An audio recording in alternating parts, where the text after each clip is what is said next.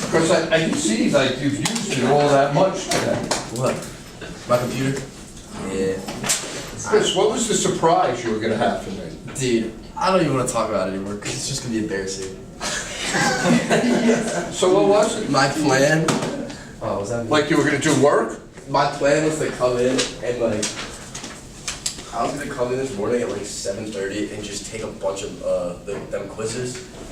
But yeah, it didn't really work out. I didn't leave on time. Got here like 8:24. Yeah. Chris, I want to give you some great life advice. Yeah. Under promise, over deliver. I know. I just did the opposite by over promising and under delivering. You did. All right, I'll give you a minute to do the drill. If I step over this, you're expelled. You were expelled.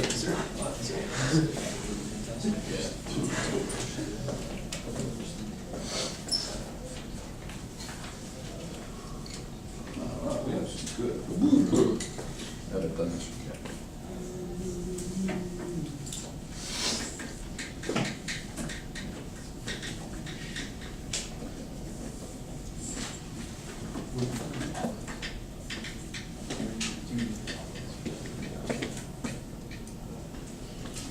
Yeah. All right, you got both these? You ready? You ready to roll? All right, so we have quiz on chapter 18 on Monday. I'll collect the notes.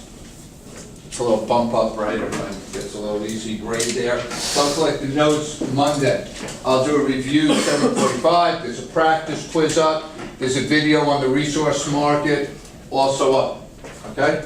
If you have any questions as we go through it today, we'll try to take care of those as we go through it. All right, if there's an increase in the price of good X causes a decrease in demand of good Y is, who's got this? E, a compliment. A complement, okay. All right, and if I substitute, if good X is hamburgers, and there's a decrease in the demand of hamburgers, and rather than increase in the price of hamburgers, people are going to buy less hamburgers, so there'll be a decrease in the demand of hamburger buns. So those would be complements, and we'll work with it that way. Anyone remember what an inferior good is? Inferior good.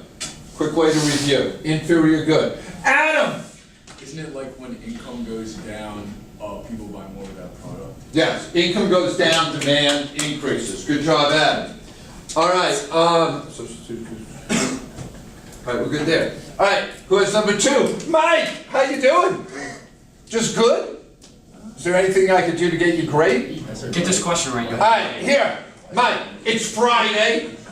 It's first period, and you're almost done with the class you hate the most. So it's a great day. Let's go. I had an A. A! Let's see. Anyone else have something different than A? I didn't have that. What did you have? I don't know if it's right, but I said B. That's wrong. That is unfortunate.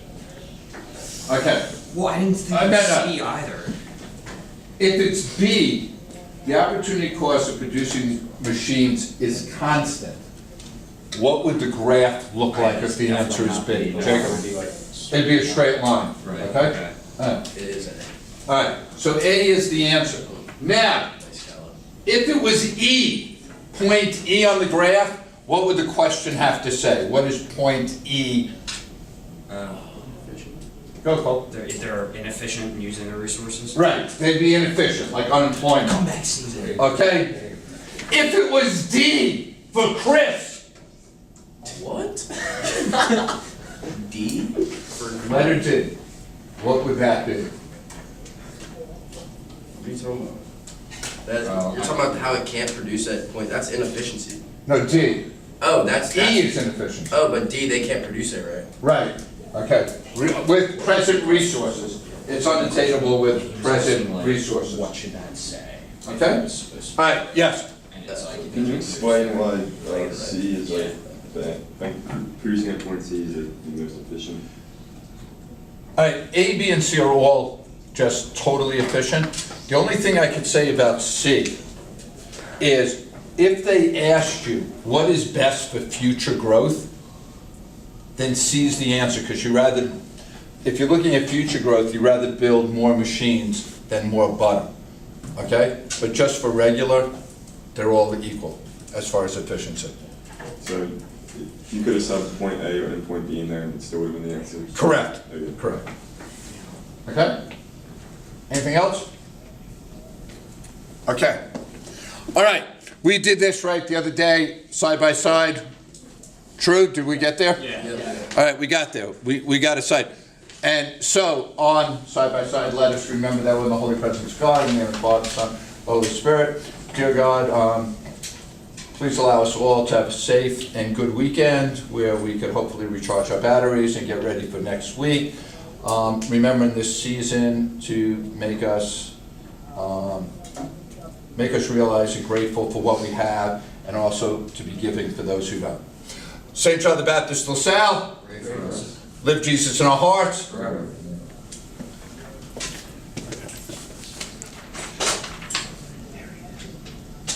There he is.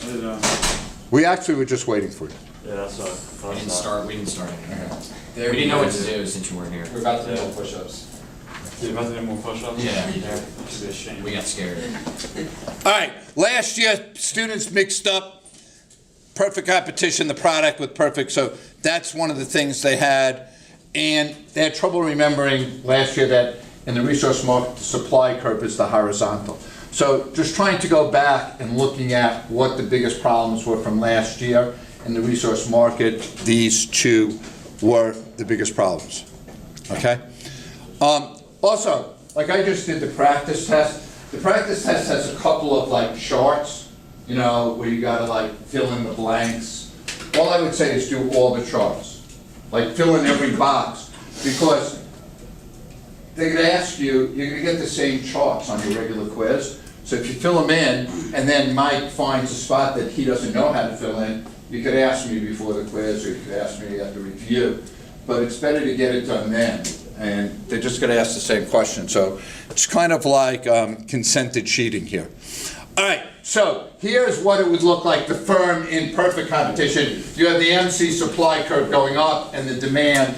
And again, just so you remember, in the resource market, even though you never do this, you just start the demand curve when it's downward sloping, you never do that. You have supply going across equal MRC equal wage, and then don't make ridiculous puns, demand going down, okay?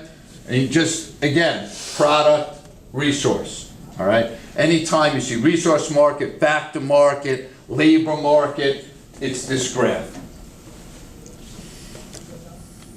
Okay. Did I put this multiple choice in your? Yes. Okay. All right. There's two of them, right? There's 57 and 56, or 57 and 58. Yep. Is that true? I'll give you 2 minutes. You knock both of them out.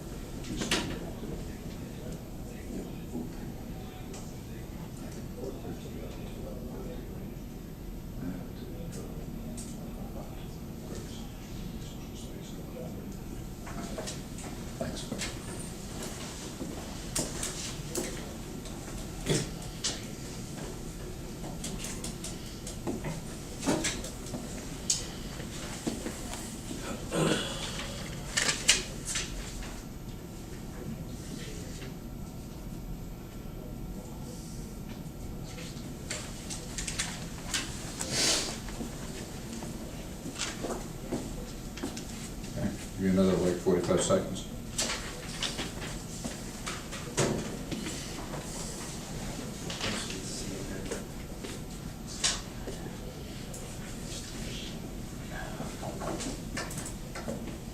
You got them both, Chris? Neither of them. Do you have your notes from last class? Yeah, but I don't know it. I mean, if you look, you might be able to figure it out. I think. Oh, we're gonna be in the resource room together today, right? When? Period 7. Yeah. Yeah. Okay, we'll go over all this. Oh, man. I gotta write my caps there. Big time. That's for me. You meet with me some other time. All right. Who can tell me how I figure out MRP, like, math-wise? Does anyone remember there was 2 formulas?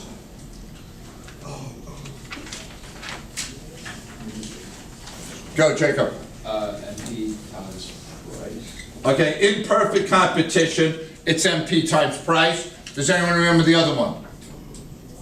Changing something over changing inputs. Change in total revenue over change in inputs, right? All right, so, all right, coming into this question, anyone feel good about the answer? Matt, how you doing?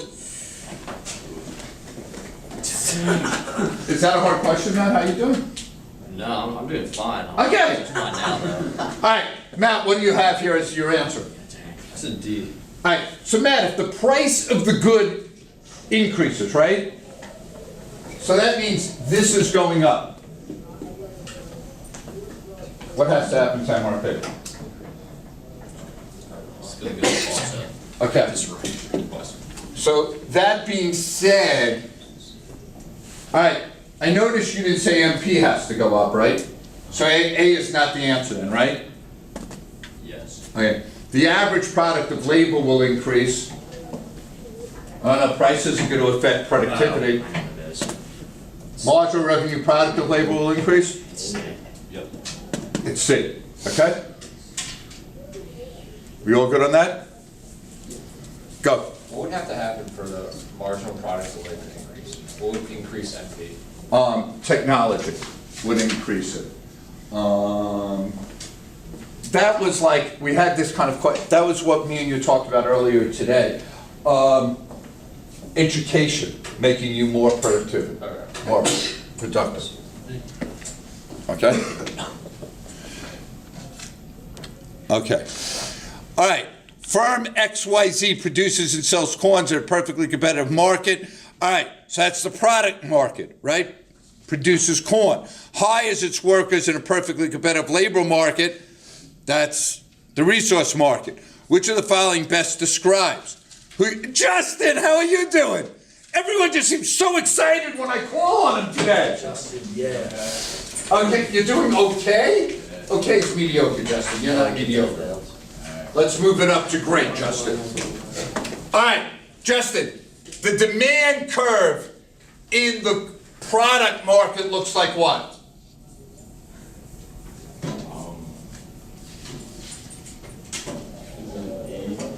Looks what? I put E. All right. Do you have that note sheet, right, on the note sheet? Here. Did I put it on there for you? I might not have. Sometimes I'm in contact. Oh, I did. Perfect competition product market, right? First page, Justin. Okay, what does the demand curve look like? Horizontal. Okay, what does the demand curve look like in the resource market? Okay, so the answer is? Okay. All right? You're good on that? All right, that's just remembering those markets. All right, any questions on these two? All right. There is just, I'm just not rude, so when you two are talking, I stop. Okay? All right, James, you said you need a couple more practice ones. We'll give you a couple more. Here you go. These are not in your notes. Just look up here. You've got 2 minutes to do them. Someone be excited when I call on them.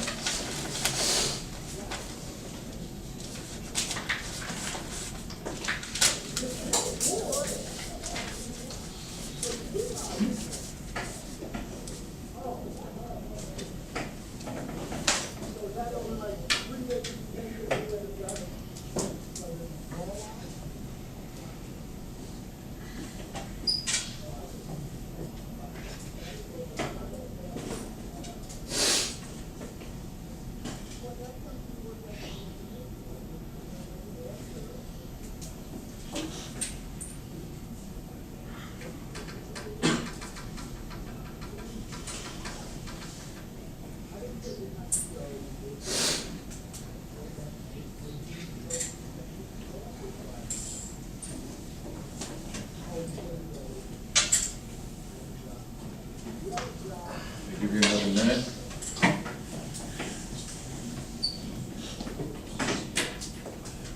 You got these, Chris? Yeah. You want me to call on you now? Yeah. Okay. I don't know about 41, I know about 42. Okay, I'll get you on 42, okay?